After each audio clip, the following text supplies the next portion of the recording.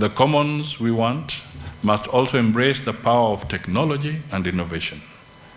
Digital advancements offer immense opportunities for participatory governance, citizen engagement, and the efficient management of resources.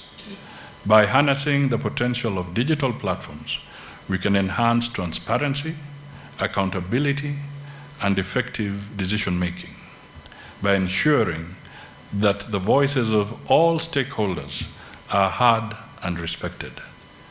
This is the essence of Kenya's open government thrust.